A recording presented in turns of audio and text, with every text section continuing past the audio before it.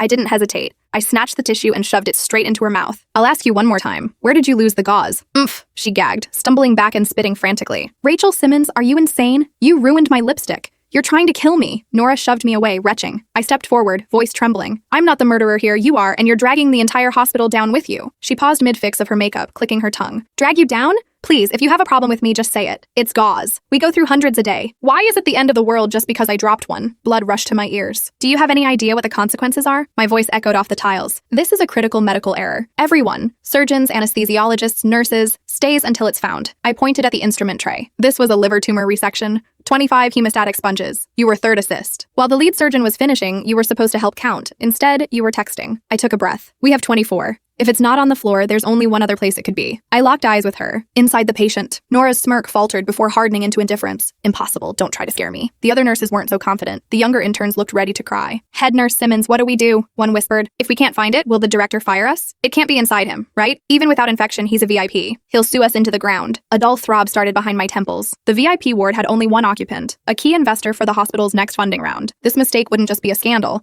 it would be a death sentence for the department. Everyone knew this surgery had to be flawless. Sensing the shift, Nora briefly reined in her attitude. She checked her watch, then reverted to her dismissive mask. Stop being dramatic. I was just closing the incision. If something happens, it's not my fault. Her eyes narrowed, a cruel glint appearing. You know, I think you're just jealous. You hate that Mom didn't even ask you before shoving me into this surgery. But so what? I'm the one she loves. She stepped closer, lowering her voice. Even if you're the biological daughter, you'll never replace me. The words hit like a blow, stealing the air from my lungs. Under the stunned gazes of my team, the bitter truth washed over me. To the world, we were colleagues. In reality, we were family under the same roof, and that was the cruelest joke of all. 5 years had passed since I was restored to my rightful place as the biological daughter of the Simmons family. Nora Chow, the girl who had taken my place, was forced to revert to her original surname. Yet my mother's affection for her didn't wane. If anything, guilt over Nora losing the family name only deepened their bond.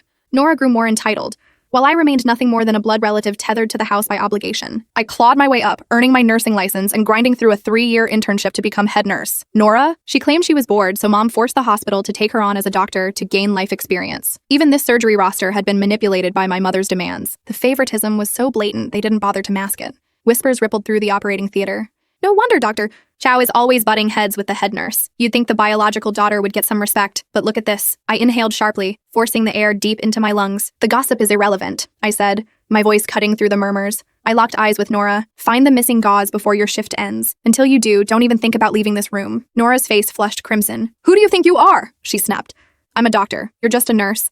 You think you're worthy of speaking to me like that? I'm leaving. She stepped forward, shoving past me. Bang. A heavy fist pounded against the operating room door. What is going on in here?